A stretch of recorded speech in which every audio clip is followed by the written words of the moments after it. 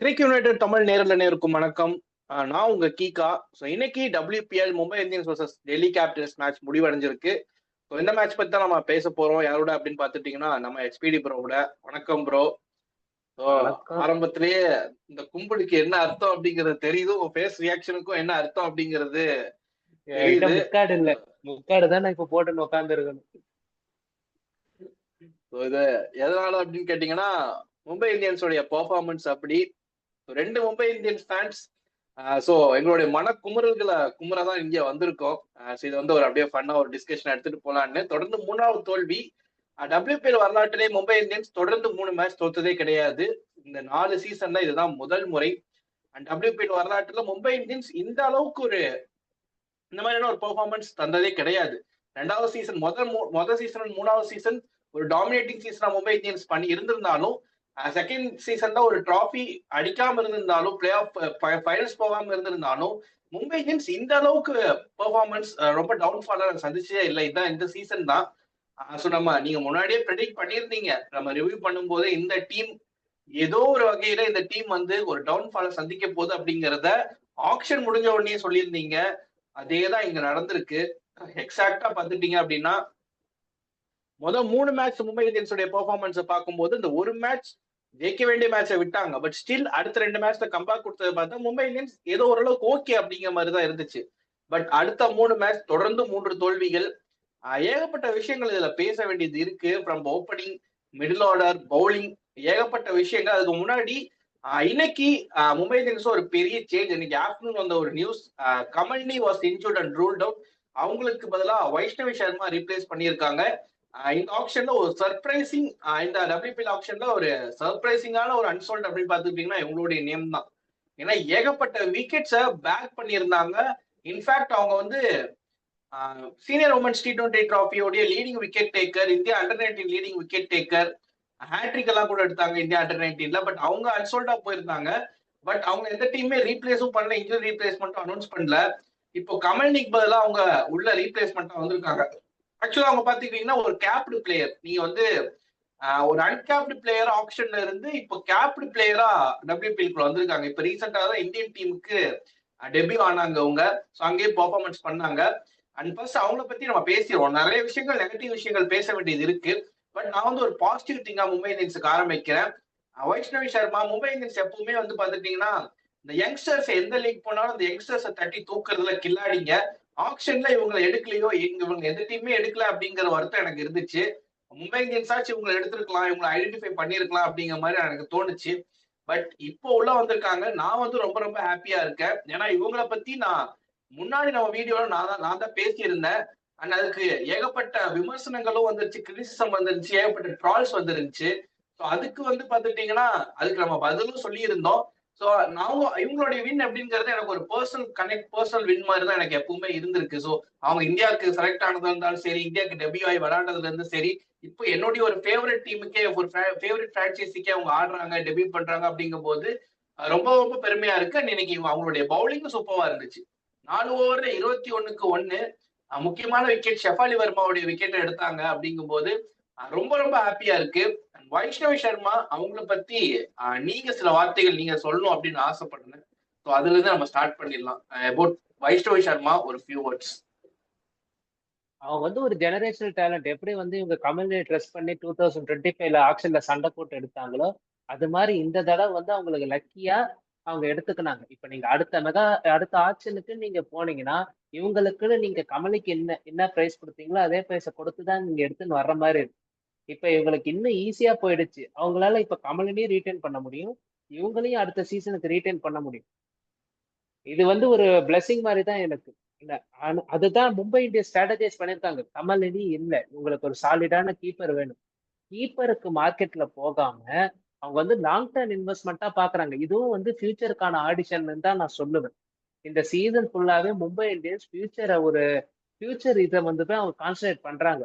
ஃபியூச்சருக்கு concentrate பண்றது பாசிட்டிவ்னு இப்ப இருந்தாலும் கரண்ட்ல இருக்கிற ஃபார்ம் டிப் ஆகிறதையும் இவங்க கன்சிடர் பண்ணணும். பட் ஸ்டில் நான் இன்னைக்கு வந்தாங்க, சாலிடான பர்ஃபார்மன்ஸ் கொடுத்தாங்க, பவுலிங் கரெக்டா போட்டாங்க. அவங்க அப்படியே நின்று இழுத்து பிடிச்சாங்க. எல்லாருமே க்ளூலெஸ்ஸா இருந்தாங்க. கண்டிப்பா நான் இன்னும் நல்லாவே பர்ஃபார்ம் பண்ணுவாங்க. இது மாதிரி இன்டர்நேஷனல் எக்ஸ்போசர் கிடைச்சதால அவங்களுக்கு ஒரு பூஸ்டா இருந்திருக்கும் WPL வர்றதுக்கு முன்னாடி. அந்த ஒரு எக்ஸ்போசரையும் அவங்க கரெக்டா யூட்டிலைஸ் பண்ணிக்கிறாங்க. ஹர்மன்பிரீத் கவுர் போஸ்ட் மேட்ச் பிரசன்டேஷன்ல அவங்களை ஹையா ரேட் பண்றாங்க. இன்னும் வர போட்டிகள்ல அவங்களோட இன்னமும் மேக்ஸிமம் பொட்டன்ஷியலோட அவங்கள நம்ம பார்க்கலாம் அப்படின்னு அவங்க ஒரு ஸ்டேட்மெண்ட் சொல்லி இருந்தாங்க வர்ற மேட்சஸ்ல. இதுல இருந்து நமக்கு என்ன தெரியுதுன்னா வைஷ்ணவி சர்மா பார்ட்டா இருக்க போறாங்கன்றது நமக்கு தெரியுது. So long way ahead, all the best Vaishnavi Sharma. அவங்க நல்லாவே பர்ஃபார்ம் பண்ணுவாங்க. அதை நம்ம எல்லாரும் பார்க்க போறோம். ஸோ கிரிக்கெட் தமிழ் சார்பா நாங்களுமே ஒரு வாழ்த்துக்களை தெரிவிச்சுக்கிறோம் வைஷ்ணவி சர்மாக்கு. ஏன்னா அவங்களுடைய அந்த ஆக்ஷன் டேஸ்ல இருந்து நாங்க கூட அவங்கள பத்தி நிறைய பேசியிருக்கோம், அவங்களுக்காக நின்றுருக்கோம். ஸோ ஒரு டீமா நம்ம நின்றுருக்கோம். ஸோ அவங்கள மாதிரியான ஒரு டேலண்ட் நம்ம எல்லாருமே வந்து அவங்கள நம்ம வீடியோல பேசுனது அப்புறம் நம்ம டீம்ல எல்லாருமே வந்து அவங்கள நோட் பண்ண ஆரம்பிச்சாங்க, பார்க்க ஆரம்பிச்சாங்க. ஸோ ஸ்டெப் பை ஸ்டெப் அவங்களுடைய வளர்ச்சியை நம்ம தொடர்ந்து இந்த வீடியோஸ் நம்ம பார்த்துக்கிட்டே இருக்கோம். அப்படிங்கும் போது நமக்கு ஒரு பெருமை, அதே மாதிரி நம்ம சார்பா ஒரு வாழ்த்துக்களையும் நம்ம தெரிவிச்சுக்கலாம். ஸோ மும்பை இந்தியன்ஸை பத்தி நம்ம சில விஷயங்கள் நம்ம பேச வேண்டியது இருக்கு. ஸோ அதுல பாத்துட்டீங்கன்னா ஃபர்ஸ்ட் இருந்து அட்ரஸ் பண்ணதுதான் opening combo and power play. நம்ம இங்க இருந்து ஆரம்பிப்போம். ஏகப்பட்ட டாபிக்ஸ் இருக்கு. நான் வந்து புல்லட்டின் பாயிண்ட்ஸ் போட்டு எடுத்து வச்சுட்டு வந்திருக்கேன். ஸோ இன்னைக்கு வந்து பேசி மன குமுறல்கள் எல்லாம் கொட்டி தீக்கிறதுன்னு முடிவு பண்ணிட்டேன். ஸோ அதுல முதல் பாயிண்ட் மும்பை இந்தியன்ஸோடைய opening combo and power play. Power play batting அதை பத்தி நம்ம மிட் சீசன் ரிவ்யூல பேசி இருந்தோம். சீசன்லயே மும்பை இந்தியன்ஸ் தான் கம்மியான ஒரு ரன் ரேட் வச்சிருந்தாங்க இன் பவர் பிளே அப்படின்னு கேபிட்டலைஸ் பண்ண வேண்டிய இடத்துல. ஆல்சோ ஓப்பனிங் காம்போ 4 முறை மாத்திட்டாங்க அப்படிங்கிற மாதிரி நம்ம பார்த்தோம்.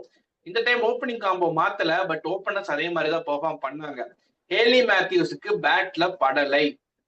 இவங்க ஒரு ஹிட்டர் தான், ப்ரூவன் ஹிட்டர், ப்ரூவன் ஆல்ரவுண்டர் தான். பட் இந்த சீசன் அவங்களுக்கு அன்பார்ச்சுனேட்லி இன்ஜுரியில ஸ்டார்ட் பண்ணாங்க. அதுக்கு பதிலாக நம்ம பிளேயர்ஸும் வச்சிருந்தோம். 4 ஓவர்சீஸ் ஸ்பாட்டை நம்ம டிக் பண்ணி வச்சிருந்தோம். பட் தொடர்ந்து ஃபோர்ஸ்டா அவங்க ஏன் பெர்ஃபார்மன்ஸ் இல்லைனாலும் அவங்க ஏன் உள்ள வராங்க அப்படிங்கிறது ஒரு கேள்வி. உங்களுக்கு இன்ஜுரி தான் இந்த டீமுக்காக நிறைய பண்ணிருக்கீங்க. இந்த ஒரு சீசன் வெளியே இருக்கட்டுமே, நமக்கு 4 ஓவர்சீஸ் பிளேயர்ஸ் இருக்காங்களே, அவங்க ஒரு சீசன் வெளியே உட்கார்ந்தாதான் என்ன அப்படிங்கிற கேள்வி எனக்கு எழுது. இந்த இடத்துல அவங்க உள்ள வரும்போது இன்னைக்கு அமிலேக்கர் வெளியே, போன மேட்ச் வந்து ஷப்னம் இஸ்மாயில் வெளியே இருந்தாங்க, இந்த மேட்ச் வந்து அமிலேக்கர் வெளியே இருக்காங்க. அந்த ஒரு ஸ்பாட் நீங்க வந்து 2 பேருமே பெர்ஃபார்ம் பண்ணுவாங்க. இந்த சீசன்ல ஹேலி மேத்யூஸ் நீங்க கம்பேர் பண்ணீங்கன்னா போத் ஷப்னம் இஸ்மாயில் அண்ட் அமிலேக்கர் 2 பேருமே பெர்ஃபார்ம் பண்ணியிருக்காங்க. சில மேட்சஸ்ல அவங்களும் தனியா ஒரு பார்ட்டா அவங்க அந்த மேட்ச் வின்னிங் நாக்ஸ் வந்து பவுலிங்ல வித்த பால் கொடுத்துருக்காங்க. அமிலேக்கரும் வித்த பேட் இந்த பெர்ஃபார்மன்ஸ் பண்ணலனாலும் போன மேட்ச் பெர்ஃபார்ம் பண்ணாங்க. அதுக்கு முன்னாடி வித்த பால் அவங்க பெர்ஃபார்மன்ஸ் பண்ணி கொடுத்துருக்காங்க. ஷப்னம் இஸ்மாயிலும் கூட அவங்களால முடிஞ்ச அளவுக்கு பார்ட் விக்கெட்ஸ் எடுத்து கொடுத்துருக்காங்க, எக்கனாமிக்கலா போல் பண்ணியிருக்காங்க. அப்படிங்கும் போது Hayley Matthews with both bat and ball அவங்களுக்கு பெர்ஃபார்மன்ஸே வரல. இந்த இடத்துல நம்மளுக்கு 4 ஓவர்சீஸும் டிக் ஆயிருக்கு. அப்படிங்கும் போது அவங்களுடைய ஒரு பிளேஸ வந்து நம்ம எப்படி சொல்றது, அவங்க உள்ள வர்றதுனால ஃபோர்ஸ் சேஞ்சஸ் டீம்ல வந்து நிறைய நடக்குதோ அப்படிங்கிற மாதிரி தோணுது. அண்ட் இன்னொரு ஓப்பனிங் காம்போ வந்து அவங்க ட்ரை பண்ணாத ஓப்பனர்ஸே கிடையாது. அமிலியாக்கர் இறக்கிட்டாங்க, அமன்ஜோத் கவுர் இறக்கிட்டாங்க. இந்த கமல் ஃபர்ஸ்ட் ஆடிட்டு இருந்தாங்க. இப்ப 2 மேட்சா சஜனாவும் ஆடுறாங்க. சஜனாவும் 2 மேட்சா பாத்துட்டீங்க அப்படின்னா ஓப்பனிங்ல எனக்கு செட் ஆன மாதிரி தெரியல. டவுன் த ஆர்டர் சஜனா வந்து ஒரு மேட்ச் ஆர்சிபி கூட அடிச்சு தந்தாங்க, ஒரு பெரிய டவுன்ஃபால். அப்புறம் இன்னைக்கு டாப் ஆர்டர் கொஞ்சம் ஸ்ட்ரகிள் ஆகி மிடில் ஆர்டர் வந்து ஓரளவுக்கு ஸ்டெபிலைஸ் பண்ணி போனாலும் டவுன் த ஆர்டர் சஜனா இல்லாம பினிஷிங் அந்த இடத்துல வந்து பாதிச்சிருச்சு மும்பை இந்தியன்ஸுக்கு. ஏகப்பட்ட விஷயங்கள் மாத்தி மாத்தி மாத்தி இப்ப யாரு எங்க ஆடுறாங்கன்னு இப்ப இந்தியன் டீம் கம்பீர்ட்ட மாட்டி முடிக்கிற மாதிரிதான் இருக்கு மும்பை இந்தியன்ஸோட நிலைமை. யாரு எங்க ஆடுறாங்கன்னே தெரிய மாட்டேங்குது. நான் செவனே தரடா இருந்தேன் கம்பீரோட மைண்ட் வைஸ். இல்ல எனக்குமே ஒரு ஃப்ளோல தான் வந்துச்சு. நான் இதை வந்து ப்ரிப்பேர் பண்ணலாம் வரல, எனக்கு வந்து ஃப்ளோல வந்துருச்சு. நாங்க நியூசிலாந்து சீரிஸ் மணக்குமுறையில் கொட்ட முடியல, என்னால கொட்ட முடியல. ஃபுல்லா ஸ்டீவர்ட்சன் அவர் சரவும் தான் பேசிட்டு இருந்தாரு. அது இங்க அப்படியே கண்டினியூ ஆயிடுச்சு. சரி பேசுவோம். இல்ல அதேதான் இங்கேயும் பண்றாங்க. நீங்க பாத்துட்டீங்க அப்படின்னா இப்ப 4 ஓப்பனிங் காம்போ சேஞ்ச் பண்ணியாச்சு. அவராச்சும் ஓப்பனிங் காம்போ அப்படியே வச்சிருந்தாரு. மிடில் ஆர்டர்ல தான் ஃபுட்பால் ஆடிட்டு இருந்தாரு. இங்க வந்து இங்க அப்படியே reverse, middle order captain vice captain தவிர எல்லாத்தையும் ஆடுறது. சஜனா இன்னைக்கு ஓப்பனிங்னா அடுத்த மேட்ச் டவுன் த ஆர்டர் போவாங்க. கமல் நீங்க ஓப்பனிங் இறங்கிட்டு அங்க டவுன் த ஆர்டர் போவாங்க. அமன்ஜோத் கவுர் கீழே இருக்கிறாங்களா, அடுத்த மேட்ச் மேல போடு. எல்லாத்தையும் பண்ணிட்டீங்க. சரி, நாங்க சொன்ன ஒரு காம்பினேஷன் ட்ரை பண்ணி தான் பாருங்க. சும்மா ட்ரை பண்ணுங்க. Nicola Carey Amanjot Kaur. ஹைலி மேத்யூஸை வெளில எடுத்துருங்க. இல்ல அமிலியா கேர் இவங்க நிக்கோலா கேரி தான் கேப்பை பார்த்து அடிக்கிற ஒரு ஆள், ஸ்டெபிலைஸ் பண்ணி கொஞ்சம் ஸ்ட்ரைக் ரொட்டேட் பண்ற ஆள். அவங்க வந்து மிடில் ஆர்டர்ல வச்சாலும் உங்களுக்கு ரன்ஸ் வரும். டாப் ஆர்டர்ல இறக்கி பாருங்களேன். அதை ஏன் பண்ண மாட்டீங்க? நிக்கோலா கேரிய முன்னாடி அனுப்பிட்டு அவங்கள ஸ்டெபிலைஸ் பண்ண ஆட விட்டுட்டு பின்னாடி சஜனா, இவங்களுக்கு வேணும்னா அமலியாக்கார முன்னாடி அனுப்பிட்டீங்கன்னா சஜனா இருக்கிறாங்க, அமஞ்சோத்து இருக்கிறாங்க. அப்படி அமஞ்சோத்து தான் வேணும்னா அமலியாக்கார் இருக்கிறாங்க. அந்த மாதிரி வச்சு ஓட்டிக்க வேண்டியதானே. உங்களுக்கு பவர் பிளேல டாட் பால் மட்டும்தான் வருது. ரன்ஸ் ஸ்ட்ரைக் ரொட்டேஷனே காணும். இன்னைக்கு 23 டாட் பால். அந்த பக்கம் டெல்லி பக்கம் போனா 19 டாட் பால். 4 டாட் பால் தான் டிஃபரன்ஸ்ன்னு பார்த்தாலும் டெல்லி 11 பவுண்டரி அடிச்சு. நீங்க எத்தனை பவுண்டரி அடிச்சீங்க? 3 பவுண்டரி. 6 ஓவருக்கு 23 ரன்னு. அங்கேயே மேட்ச் க்ளோஸ். என்ன டெஸ்ட் இன்னிங்ஸ் நடக்குதா என்ன? அந்த மாதிரி தான் ஓடி இருந்துச்சு. இந்த பவர் பிளே நீங்க கேபிடலைஸ் பண்ண சுத்தமா இந்த டீம் வேலைக்கே ஆகாது. இந்த ஒரு ஓப்பனிங் காம்பினேஷன் இந்த காம்பினேஷனும் செட் ஆகாது.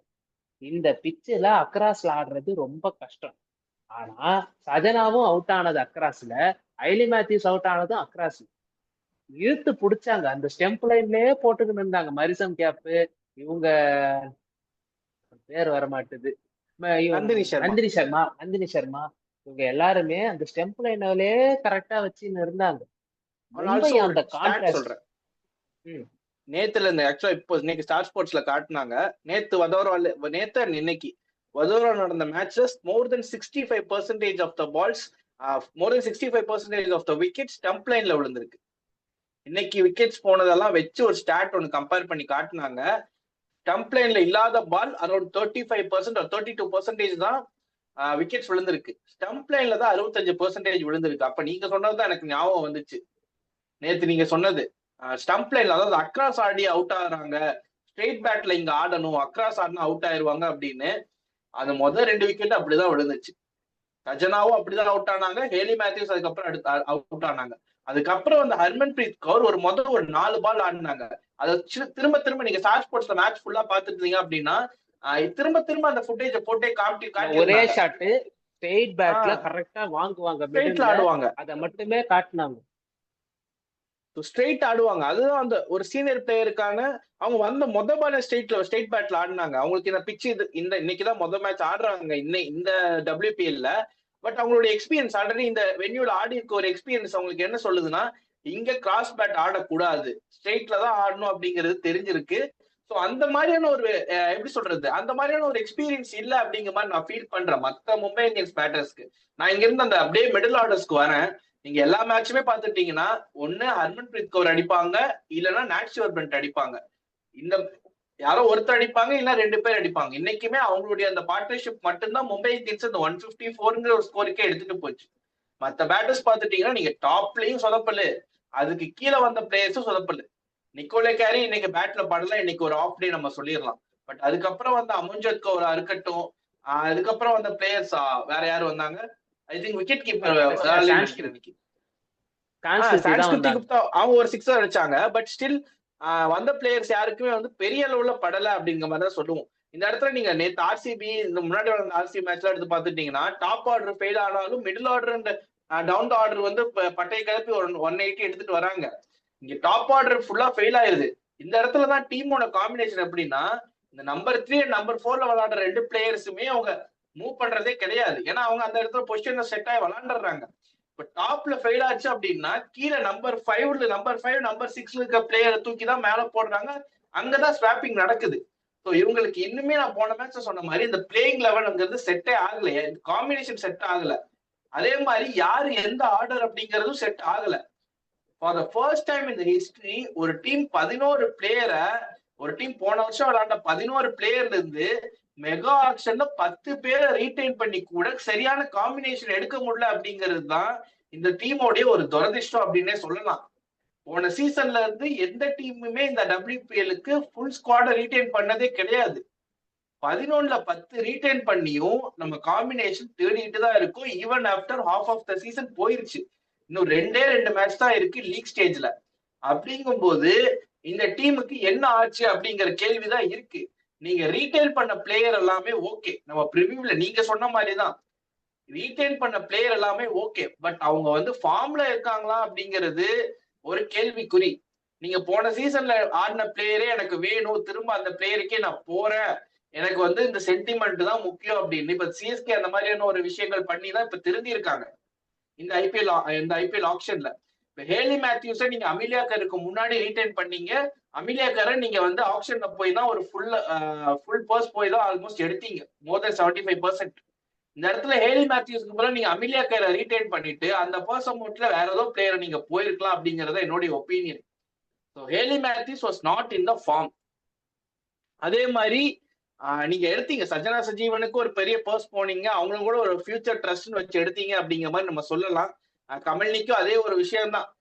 இன்னும் அவங்களுக்கு ஏஜஸ் இருக்கு. இந்த சீனியர் பிளேயர்ஸ் எல்லாம் வந்து அந்த டீம் வந்து இதுல வந்து ஒரே ஒரு ட்விஸ்ட், நான் சஜனா சஜீவன் இடத்துக்கு மும்பை இந்தியன்ஸ் புல்மாலிக்கு போயிட்டாங்க. புல்மாலி 50 லட்சம் எடுத்துட்ட உடனே குஜராத் ஜெயின்ஸ் வந்து 70 லட்சத்துக்கு ஆர்டிஎம் எக்ஸசைஸ் பண்ணுவாங்க. அங்க ஒரு கேம்பிள் எடுக்கலாமான்ற ஒரு இதுலதான் இவங்க விட்டுட்டாங்க. அது ஒரு சின்ன பிரச்சனை. அமலியாக்கார் எடுத்து முடிச்ச கையோட புல்மாலி வந்தாங்க. 70 லட்சம்ன்றது மும்பை எசிடேட் பண்ணுச்சு. பின்னாடி சஜனாக்கு 75 லட்சம் கொடுத்து எடுத்துட்டாங்க. கொஞ்சம் அந்த ஒரு கேம்பிள் வந்து அவங்களுக்கு கை கொடுக்கலையோ. சஜனா வந்து அடிச்சாங்க, நான் வந்து 3 மேட்சுமே அடிச்சாங்க. அவங்களை வந்து அவுட் ஆஃப் பொசிஷன்ல ஆட விட்டு தான் அவங்களுக்கு 2 மேட்ச் சரியா படல. அவங்களோட பொசிஷனையும் நீங்க வந்து லோவர் ஆர்டர்ல வச்சுதான் நீங்க ஓட்டி ஆகணும். நீங்க ஸ்குவாட் எடுத்ததெல்லாம் சரி, இன்னமும் ஒரு ஓப்பனிங்ல கொஞ்சம் கான்சன்ட்ரேட் பண்ணி இருக்கணும். அன்பார்ச்சுனேட்டா இப்ப ஐலி மேத்யூஸால ஆட முடியலன்னு இருக்கிற சுச்சுவேஷன் வருதுன்னும் போது எக்ஸ்ட்ரா ஒரு பேக்கப் ஓப்பனர் இல்லாது மும்பைக்கு ஒரு தலைவலியா இருக்குது. அதான் அந்த ப்ரீவியஸ் ஸ்குவாடோட போனது அப்படிங்கிறது சரியான பேக்கப். ஆனா அதுவும் இல்லாம நம்ம ஃபார்ம்ல யார் யாரெல்லாம் இருக்காங்க அப்படிங்கறத பார்க்காம அதே ஸ்குவாடை வச்சு ஓட்டுவோம். இதேதான் வந்து SA20 இப்போ நடந்துச்சு. SA20 லாஸ்ட் பிளேஸ்ல ஏன் பினிஷ் பண்ணாங்க அப்படின்னா சவுத் ஆப்பிரிக்கன் கோரை விட்டுட்டாங்க. பட் ஆல்மோஸ்ட் அந்த ஸ்குவாடே தான் பில்ட் பண்ணியிருக்காங்க. ஒரு மெகா ஆக்ஷன், இப்போ அங்கேயுமே ஒரு மெகா ஆக்ஷன் சீசன் தான் நடந்துச்சு. அங்கேயுமே வந்து எனக்கு வந்து ஒரு பழைய ஸ்குவாடு தான் வேணும். எனக்கு போன வருஷம் வச்சிருந்த ஸ்குவாடை தான் நான் திரும்ப ரீடைன் பண்ணுவேன், அந்த கோரை நான் ரீடைன் பண்றேன் அப்படிங்கிற மாதிரி மும்பை இந்தியன்ஸ் அந்த ஒரு செட்டப்ல போயிடுறாங்க. ஆல்மோஸ்ட் அந்த பிளேயர்ஸ் எல்லாம் ரீடைன் பண்ணிட்டு வந்துடுறாங்க. அண்ட் அது வந்து ரொம்ப ஒரு ஃபெயிலியரா அமையுதோ அப்படிங்கிற மாதிரி பாக்குறேன். நான் Mumbai Indians entire Mumbai Indians பிரான்ச்சைசிக்கு நான் அதுதான் சொல்லுவேன். நீங்க ஐபிஎல் விட்டுருங்க, அங்க வந்து ஒரு மெகா ஆக்ஷன் வரல அப்படிங்கும் போது நீங்க ஸ்குவாடை வந்து நீங்க எவ்வளவு வேணாலும் ரீடைன் பண்ணிக்கலாம். பட் ஒரு மெகா ஆக்ஷன் வந்து எல்லா டீமுமே ஃபுல்லா ரீவாம் பண்றாங்க. இப்போ ஆர்சிபி எல்லாம் பாத்துட்டீங்கன்னா அவங்களுக்கு தேவையான பிளேயர்ஸ் எல்லாம் வச்சுக்கிட்டு வேற வெளியே இருந்து வர பிளேயர்ஸ் எல்லாம் எடுத்து இன்னும் ஸ்ட்ரென்தன் பண்ணிட்டாங்க. நதீம் டிக்லர்க் உள்ள வந்தாங்க, லாரன் பெல் உள்ள வந்தாங்க. Even Mumbai Indians Lauren Bell எடுத்திருக்கலாம், ஷப்னம் இஸ்மாயிலுக்கு பதிலாக லாரன் பெல்லுக்கு போனாங்க. பட் லாரன் பெல்லை விட அதிக தொகை, லாரன் பெல்லுக்கு ஈக்குவலான ஒரு தொகை கொடுத்துதான் ஷப்னம் இஸ்மாயில வாங்கினாங்க. அப்படிங்கும் போது Shabnam Ismail can play 1 or 2 years, ஒரு வருஷம் அடுத்த ஒரு சீசன் விளையாடுறதே பெரிய விஷயம். லாரன் பெல்லுக்கு நீங்க வந்து அடுத்த மெகா ஆக்ஷன் பண்ணி ஒரு ரன் கொடுப்பாங்க, அதுக்கப்புறம் நீங்க ரீடைன் பண்ணனாலும் கூட பண்ணலாம். அப்படின்னு இருக்கும்போது இந்த ரீவாம் சிச்சுவேஷன் தான் நம்மளும் ரீவாம் பண்ணிருக்கணும் அப்படிங்கறது என்னுடைய ஒரு கேள்வி. சோ நீங்க இதை எப்படி பாக்குறீங்க? நீங்க ப்ரிவியூலயே சொல்லிட்டீங்க, பட் அதெல்லாமே மும்பை இந்தியன்ஸுக்கு ஒரு பெரிய காஸ்ட்லி மிஸ்ஸஸா மாறுதா அப்படிங்கறத என்னுடைய கேள்வி. நான் ஓவரால் பிரான்ச்சைஸி ஒரு எக்ஸாம்பிளா சொன்னேன். WPL பாயிண்ட் ஆஃப் வியூல நீங்க எப்படி பாக்குறீங்க? எனக்கு வந்து இவங்க கொஞ்சம் சரியான பேக்கப்ஸ் கொஞ்சம் கான்சன்ட்ரேட் பண்ணலையோன்னு தோணுது. Backup full and full Indian பவுலிங்க்கு மட்டும் கரெக்டான பேக்கப்ஸ் எல்லாம் எடுத்து வச்சுட்டாங்க. ஆனா இங்க வந்து இவங்களோட பிரச்சனை என்னன்னா பேட்டிங் தான் இவங்களுக்கு பிரச்சனை. இன்ஜுரிஸ் வந்து இவங்களை துரத்திக்கின்னு இருக்குது. அது ஹர்மன்பிரீத் கௌரே சொல்லிட்டாங்க, எங்களை வந்து இன்ஜுரிஸ் பாடுபடுத்துது. ஆரம்பத்துல ஹைலி மேத்யூஸ் இன்ஜுரி ஆனாங்க, இடையில நாஸ்கேவர் பண்ட் வந்து இல்லைன்னு சொல்லி ஒரு மேட்ச் வெளியே போனாங்க. அதுக்கப்புறம் கமலினி இப்ப இல்ல. இன்னைக்குன்னு பார்த்து இப்ப சஜனாவுக்கு அடிபட்டு இருக்குது. லாஸ்ட் 2 மேட்சா நீங்க கரெக்டா பாத்தீங்கன்னா நிக்கோலா கேரி வந்து போன மேட்ச்ல 13வது ஓவரோட வெளியே போனாங்க யூபி வாரியர்ஸோட. நிக்கோலா கேரி 13வது, அதாவது முன்னாடி மேட்ச், அந்த டே நைட், அந்த ஈவினிங் மேட்ச் முன்னாடி மேட்ச்ல, நைட் மேட்ச்ல ஃபர்ஸ்ட் லெக், அதுல வந்து நிக்கோலா கேரி 13வது ஓவர்ல ஏதோ ஒரு நிகழ் மாதிரி வெளியே போயிட்டாங்க. இன்னைக்கு கூட நிக்கோலா கேரி ஒரு ஓவர் போட்டுட்டு ஃபீல்டுல இல்ல. நிக்கோலா கேரி ஒரே ஒரு ஓவரோட நின்னுட்டாங்க. அவங்களோட சர்டனிட்டி என்னன்னு தெரியல. அதே மாதிரி அவங்களால ஒரே ஒரு ஓவர் மட்டும் தான் பவுலிங் போட முடியும்னா நீங்க அவங்களை இப்ப வெளியே எடுத்தாகணும், அமலியாக்கார உள்ள வச்சு. இந்த மாதிரி ஒரு மாதிரி சீசா இன்ஜுரிஸ் வந்து இவங்களை வந்து டிரிலே பண்ணிக்கிட்டே இருக்குது. யாருமே எங்கேயுமே செட்டில் ஆக உடனே. கமலினியோட லாஸ்ன்றது பெரிய லாஸ்ன்னு இப்ப எனக்கு வருது. கீப்பிங்ல எல்லாம் எனக்கு பிரச்சனை இல்லை. அடிச்சு ஆடுறதுக்கு. இப்ப சப்போஸ் இப்ப சஜனா வந்து மேல வந்துட்டாலும் பின்னாடி கமலினி இருக்கிறாங்க, கமலினி டெத்ல அடிப்பாங்கன்ற ஒரு ட்ரஸ்ட் வச்சு இருக்கலாம். இப்ப அவங்களுக்கு அந்த ஒரு கான்பிடன்ஸும் பிரேக் ஆகிடுச்சு. பவுலிங் கோரே எனக்கு ஸ்ட்ராங்கா இருக்கு. ஆனா ஹர்மன்பிரீத் கௌர் இனிமே வந்து கொஞ்சம் கொஞ்சமா ரெடியூஸ் பண்ண ஆரம்பிக்குது.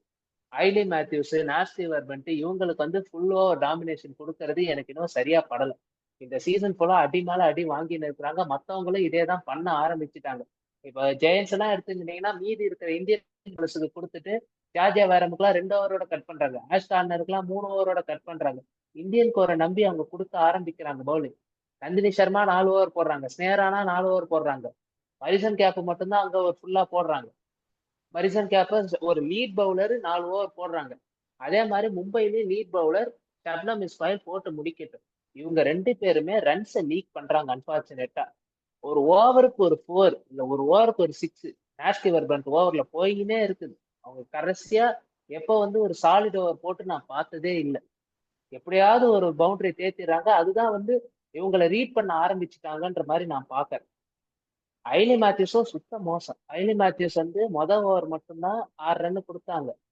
கடைசியில வந்துட்டு 13 ரன் கொடுத்தாங்க. அந்த ஒரு குரூஷியல் டைம்ல இழுத்து பிடிக்கிற நேரத்துல 3 பவுண்டரி கொடுத்தாங்க. ஜெமிமா சீக்கியா அந்த ஒரு ரிவர்ஸ் ஸ்வீப் அடிக்கிறாங்க. ஹர்மன் வந்து அதை கொஞ்சம் ஸ்டாப் பண்ற மாதிரி ஒரு ஃபீல்டிங் வச்சிருக்கணும். அதையும் அங்க தவற விட்டுட்டாங்க. ஐலி மேத்யூஸ் இந்த சீசன் சரியா போகல.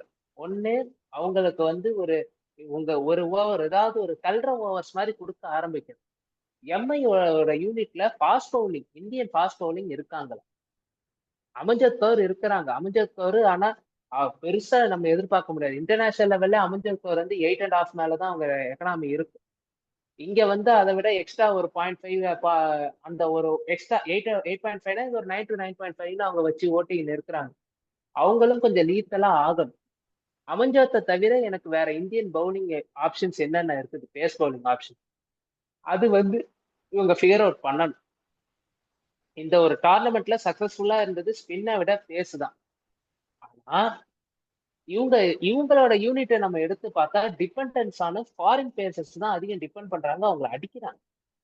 பவர் பிளேல விக்கெட்ஸே விழமாட்டுது. லாஸ்ட் 3 மேட்ச் நம்ம எடுத்து பார்த்துக்கன்னா யூபி வாரியர்ஸோட ஒரு மேட்ச் 42, ஒரு மேட்ச் 56, இன்னைக்கு டெல்லியோட 57. இந்த கோர்ஸ்ல வந்து ஒரே ஒரு விக்கெட் மட்டும்தான் விழுந்திருக்கு. பவர் பிளேவை கேபிடலைஸ் பண்ண முடியல லாஸ்ட் 3 மேட்ச்ல. எக்கனாமி அங்க வந்து 9 மேல போயின்னு இருக்குது. பேட்டிங் வந்து இவ்வளவு சொதப்பலா வச்சுக்கிட்டு நீங்க சேசிங் டைம்ல 9 ரன் per ஓவர்னு கொடுத்தா எப்படி உங்களால நீங்க டிஃபெண்ட் பண்ண முடியும்? லாட் ஆஃப் கேள்வி இருக்குது. இந்தியன் பவுலிங் ஃபாஸ்ட் பவுலிங்க்கு கொடுங்க. அப்படியே நீங்க உள்ள ஸ்பின்னர் எடுத்துன்னு வந்தா வேற வழி இல்லை. நீங்க இவங்களை வச்சு தள்ளாதீங்க. இருக்கிற பிளேயரை வச்சு அவங்க திரிவேணி வசிஷ்டெல்லாம் ஓவர் போடாம இருப்பாங்க டீம்ல. அவங்களுக்கு ஓவர் கொடுத்து தள்ள பாருங்க.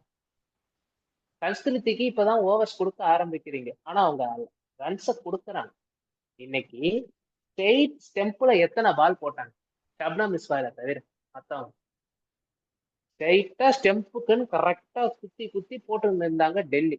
அதை அப்படியே இவங்க காப்பி அடிச்சிருந்தா கூட 40 ரன்னுக்குள்ள இவங்களை ரெஸ்ட்ரிக்ட் பண்ணிருக்கலாம் பவர் பிளேல. அதை பண்ணல.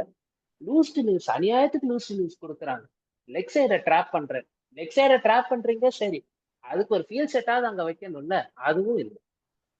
எதையுமே வைக்காம நீங்க நான் ட்ராப் பண்றேன் லெக் சைட்ல கொடுத்துக்கினே இருந்தா ரன்னு போயினே தான் இருக்கு.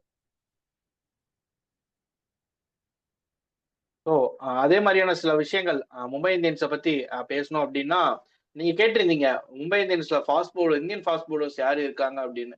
இந்த டீம்ல வந்து இந்தியன் ஃபாஸ்ட் பவுலர் அமன்ஜோத் கௌரை தவிர ஒரே ஒருத்தங்க தான் இருக்காங்க. அவங்க யூபி வாரியர்ஸ்க்கு எகேன்ஸ்டா நீங்க சொன்ன அந்த டே நைட் மேட்ச்ல ஆடினாங்க டிவை பாட்டீல். ஸோ டே நைட் மேட்ச்ல டே மேட்ச்ல ஆடினாங்க டிவை பாட்டீல்ல.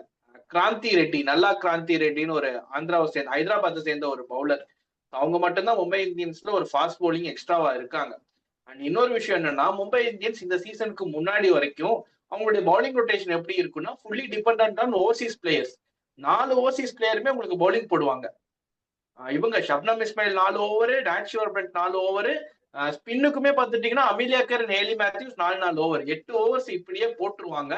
மீதி இருக்க 4 ஓவர்ஸ் வந்து இந்த அமன்ஜோத் கௌரை வச்சோ இல்ல சன்ஸ்கிருதி குப்தா, ஷைகா இஷாக்னு ஒரு ஸ்பின்னர் இருந்தாங்க, அவங்க இந்த சீசன்ல இருக்காங்க, அவங்கள வச்சோ இந்த மாதிரி தான் தள்ளுவாங்க. ஏதோ ஒரு ஆஃப் டே வரும்போது இவங்களுக்கான ஓவர் வந்து எக்ஸ்ட்ரா ஆகும். அப்படிதான் இருக்கும். பட் இந்த சீசன்ல பாத்துட்டீங்கன்னா உங்களுக்கு அமீரியா கேர் அண்ட் ஷப்னம் இஸ்மாயில் மட்டும்தான் ஓரளவுக்கு டீசென்டா போல்ட் பண்றாங்க. இந்த டைம் நாட்ஷுவர் பட் பால்ல இருந்தும் ரன்ஸ், சாரி நாட்ஷுவர் பால்ல இருந்தும் அவ்வளவு எஃபெக்டிவா இம்பாக்ட் கொடுக்கல, விக்கெட்ஸும் வரல, டாட் பால் பிரஷர் கூட கிரியேட் பண்ணல. அதே மாதிரிதான் இவங்க ஹேலி மேத்யூஸ் இன்னும் போரா இருக்காங்க. சோ அவங்களுடைய பவுலிங்ல இருந்தும் விக்கெட்ஸ் வரல. அப்படிங்கும் போது இந்த இடத்துல நீங்க இந்தியன் பவுலர்ஸை நம்பிதான் இருக்கணும். மும்பை இந்தியன்ஸ் ஒரு பேட்டர்ன்ல இருந்தாங்க 3 சீசன். நான் வந்து 16 ஓவர்சீஸ் பிளேயர்ஸோடைய பவுலிங்கை வச்சு ரொட்டேட் பண்ணியே நான் வந்து மேட்சை வின் பண்ணிடுவேன், அவங்கள வச்சு நான் பேட்டிங் ஆப்ஷனும் மூணு பேரை வச்சு நான் தேத்திடுவேன் அப்படிங்கிறது இருந்தது போக, இப்ப இந்த இடத்துல வந்து 2 பவுலர்ஸ் அடிக்கிறாங்க. அப்படிங்கும் போது மும்பை இந்தியன்ஸ் இந்தியன் கோரை டெவலப் பண்ணலையோ அப்படிங்கிற மாதிரி நான் ஃபீல் பண்றேன். Mumbai Indians is known for domestic players develop பண்றதுக்கு வச்சிருந்தது 5 கோடி. இதுல வந்து ஷப்னம் இஸ்மாயிலும் 1.2 1 crore 60 லேக் நினைக்கிறேன். அமலியா கேர் 3 கோடி, சஜீவன் சஞ்சனா 75 லட்சம். இங்கேயே உங்களுக்கு வந்து பஸ்ஸோட மொத்த காசும் போயிடுச்சு, 4.35 போயிடுச்சு. மீதி இருக்கிற 1 கோடிக்கு மீதி இருக்கிற பேக்கப் பிளேயர்ஸ் தான் எடுக்கணும். பேக்கப்ல இருந்து பூனம் கெல்மாரு அந்த மாதிரி இவங்க எடுத்து வச்சுக்கினாங்க. இங்க ஒரு கேம்பிள் இவங்க பண்ணி இருக்கணும். ஐலி மேத்யூஸ வெளியே விட்டு அமலியாக்கார புடிச்சு வச்சிருக்கணும். அந்த ஒரு மிஸ்டேக் இவங்க பண்ணிட்டாங்க. ஐலி மேத்யூஸ் இல்லைனாலும் வேற ஏதாவது ஆப்ஷன் இவங்க போயிருக்கலாம். லைக் எக்கஸ்டோன் போயிருக்கலாம். 85 லட்சம் தான் எக்கஸ்டோன். ஐலி மேத்யூஸ் எவ்வளவு ரேட்டுக்கு இது பண்ணிப்பாங்க? 1.7 வச்சுப்போம் மினிமம் வேல்யூ. 1.7 2 எக்கஸ்டோனுக்கு 80 லட்சம் மேல போய் நீங்க ஒரு 1.5 நீங்க எடுத்துன்னு வந்திருந்தீங்கன்னா வேற ஏதாவது ஒரு பிளேயரையும் எடுத்திருக்கலாம்ல. கண்டிப்பா. அதுதான் முன்னாடியே மென்ஷன் பண்ண மாதிரி மும்பை இந்தியன்ஸுக்கு அந்த இடத்துல ஆக்ஷனே சில பல ஸ்ட்ராட்டஜிஸ் வந்து மிஸ் பண்ணிட்டாங்களோ அப்படிங்கிற மாதிரி தோணுது. ஏன்னா மற்ற டீம்ஸ் எல்லாம் அந்த ரீவாம்ப் பண்ணும்போது இன்னுமே ஸ்ட்ராங் பண்ணாங்க. அவங்களுடைய அந்த மெயின் கோரை மட்டும் ரீட்டைன் பண்ணிட்டு பேலன்ஸை செட்டப் பண்ணாங்க. பட் மும்பை இந்தியன்ஸ் இந்த இடத்துல பேக்கப்பை விட்டுட்டாங்களோ அப்படிங்கிற மாதிரி தோணுது. இன்னொரு விஷயம் என்ன, நான் ஒரு பாயிண்ட் நான் ஆட் பண்ணுவேன் அப்படின்னு ஆசைப்படுறேன்னா, மொதல் 3-4 சீசன்லயுமே நீங்க ஹைலி டிபெண்டான ஒரு 6 to 7 பிளேயர்ஸ் தான். நீங்க பிளேயிங் 11 ஒரு 11 பேர் ஆடணும் அப்படிங்கிறதுக்கு வேண்டி ஒரு அந்த மிச்சம் ஒரு 4 பேரை நீங்க சும்மா சேர்த்துன மாதிரி தான் இருக்கும். ஈவன் தான் உங்களுக்கு இப்ப இன்னைக்கு சன்ஸ்கிருதி குப்தா எல்லாம் ஒரு ஆல்ரவுண்டர், பட் பவுலிங் ஆல்ரவுண்டர். அவங்களுடைய பிரைமரி ஸ்கில் வந்து பவுலிங் தான். பட் அவங்க என்ன பண்றாங்க அப்படின்னா சன்ஸ்கிருதி குப்தாவுக்கு பவுலிங்கே தர மாட்டேங்காங்க. ஈவன் அவங்களுக்கு பேட்டிங்கும் வராது. 7ல தான் வராங்க, 8ல தான் வராங்கன்னு போது பேட்டிங் வராது. இந்த 3 சீசனாவே மும்பை இந்தியன்ஸ் இப்படிதான் இருந்துச்சு. உங்களுக்கு வந்து 3 பேர் போத் பேட் அண்ட் பால் அவங்க 3 பேர் ஆடி கொடுத்துருவாங்க. 3 allrounders, Amelia Kerr, Hayley Matthews and Nat Sciver Brunt. இது போக ஹர்மன்பிரீத் கௌர் ஒரு பேட்டிங் ஒரு பேட்டரா இருக்காங்க, ஒரு எக்ஸ்ட்ரா பவுலரா ஷப்னம் இஸ்மாயில் இருக்காங்க. இந்த 5 பேர் தான் டீமே. அதுக்கப்புறம் டெவலப் ஆனவங்க சஜனா சஜீவன் ஒரு மேட்ச் பினிஷ் பண்ணி கொடுத்தாங்க, கமலியை ட்ரஸ்ட் பண்ணி எடுத்தாங்க, அவங்க ஒரு மேட்ச் பினிஷ் பண்ணி கொடுத்தாங்க. இவங்க தான் கோர். இந்த 5 பேரு, இது போக இந்த 2 பேர், இந்த 7 பேர் தான் மும்பை இந்தியன்ஸோடைய கோர். டைக்கா இஷேக் வந்து அவங்க ஒரு சில ஃபர்ஸ்ட் சீசன் கொஞ்சம் நல்லா போல்ட் பண்ணி கொடுத்தாங்க. அது போக அதுக்கப்புறம் ரேடார்லயே இல்ல, பட் டீம்ல இருந்துட்டே இருந்தாங்க. பட் ரேடார்ல பெருசா இல்ல.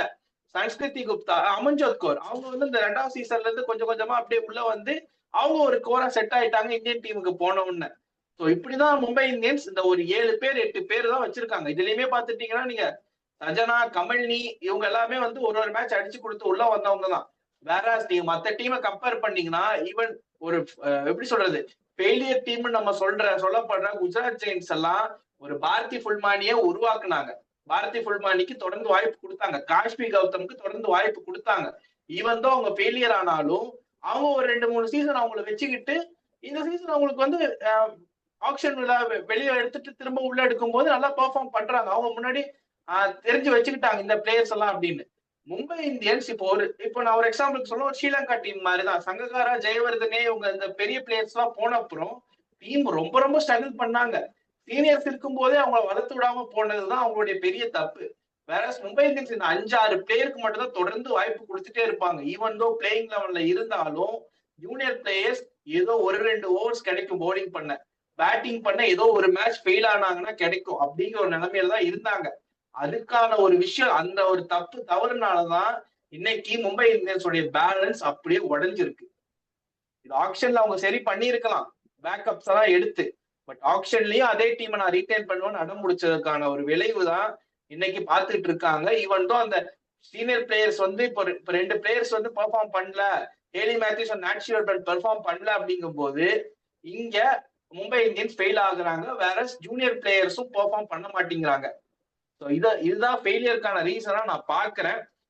ஸோ வைண்ட் அப் பண்றதுக்கு முன்னாடி நீங்க நம்ம டெல்லி கேபிட்டல்ஸ் பத்தி நம்ம பேசவே இல்ல. ஒரு டீம் இருக்கிற ஆளுங்கெல்லாம் கொட்டி டெல்லி கேபிட்டல்ஸையும் பேசணும், லெஸ்லி லீயை பத்தி நம்ம பேசணும்.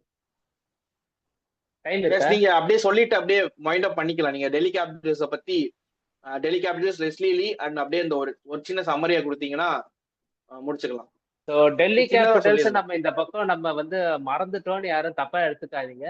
டெல்லி கேபிட்டல்ஸ் முழிச்சிக்கினாங்க, கரெக்டான டைம்ல முழிச்சிக்கினாங்க. அவங்களோட பவுலிங் நியூ பால்ல பிரச்சனை இருக்குன்னு சொல்லியிருந்தோம். மரிசன் கேப்பை இறக்கிட்டாங்க. அவங்க கூட நந்தினி சர்மாவும் பக்காவா போட்டு கொடுத்துட்டாங்க. அவங்க டெல்லி வந்து நியூ பால் அப்படியே பவர் பிளேல மேட்சை சீல் பண்ணிட்டாங்க. அதுக்கப்புறம் அவங்க நேஷ்கிவர் பண்றோட பில்லியன்ஸ்ல தான் இந்த ரன்ஸ் போச்சு. பெரிய விஷயம், டெத்துல வந்து 29 ரன்னோ என்னவோ தான் இழுத்து பிடிச்சிட்டாங்க. டெத்துல 170 எடுத்துன்னு போக வேண்டிய ஸ்கோரை ஒரு 10 ரன் 15 ரன் இழுத்து தான் பிடிச்சிருக்காங்க.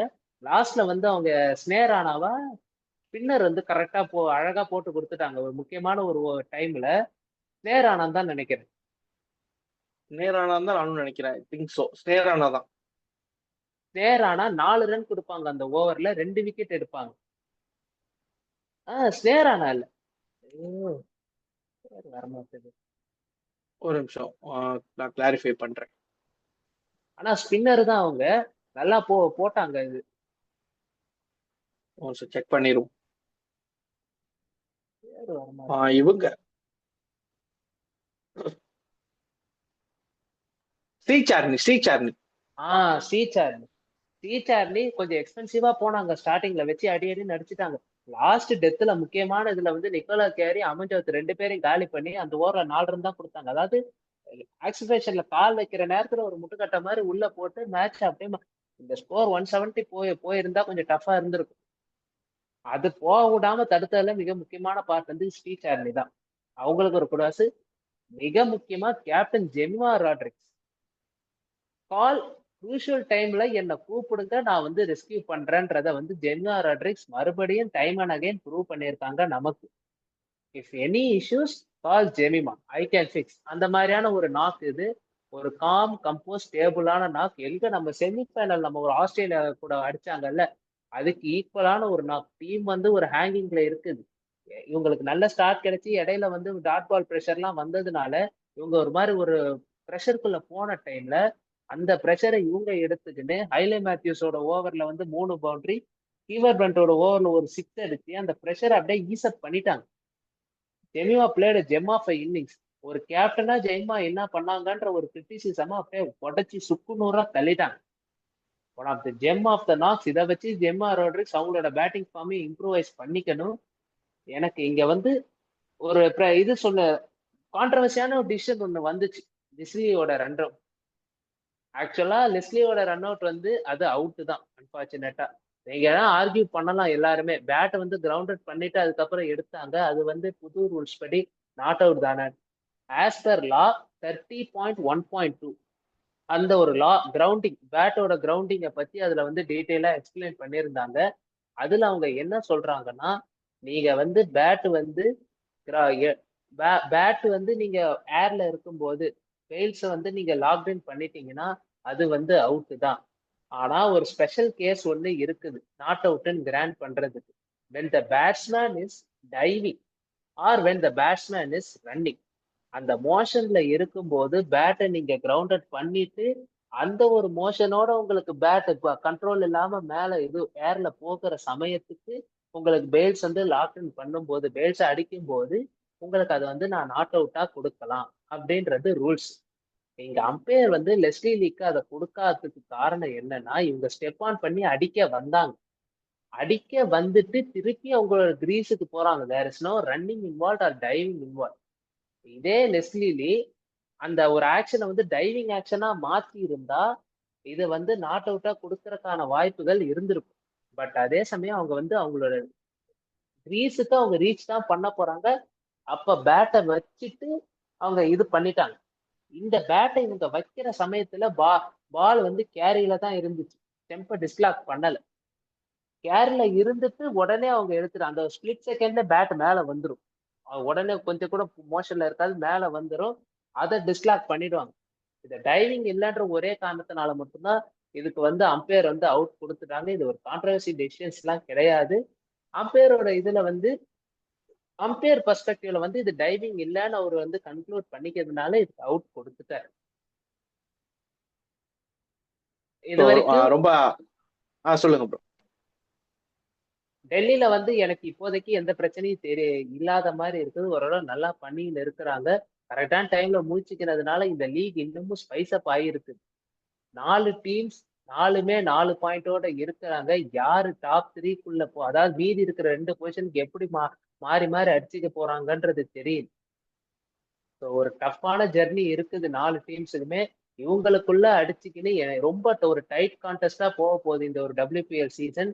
எந்த டீம் வேணாலும் அன்பார்ச்சுனேட்டா வெளியே போலாம். ஆனா இப்ப இருக்கிற நிலைமைக்கு மும்பை இந்தியன்ஸ் அன்பார்ச்சுனேட்டா வெளியே போற வாய்ப்புகள் ரொம்ப அதிகமா தெரியுது. மும்பை இந்தியன்ஸ் முழிச்சே ஆகும், இல்லைன்னா கஷ்டம் தான். ஸோ பார்ப்போம் என்ன நடக்குது அப்படிங்கிறது. ரேஸ் டு பிளே ஆஃப் நெருங்கிட்டு இருக்கு. நாளில இருந்தே அந்த ரேஸ் டு பிளே ஆஃப் தொடங்கும் அப்படின்னு எதிர்பார்க்கலாம். ஸோ இதே மாதிரி நாளைக்கு மேட்ச், அடுத்து வர மேட்சஸ்ல பத்தி நம்ம பேசுவோம் WPL பத்தி தொடர்ந்து. அது வரைக்கும் உங்களிடம் இந்த விடைபெற்று சைன் ஆஃப் பண்ணுவது எஸ்பிடிஎன் கீகா. நன்றி, வணக்கம். நன்றி, வணக்கம்.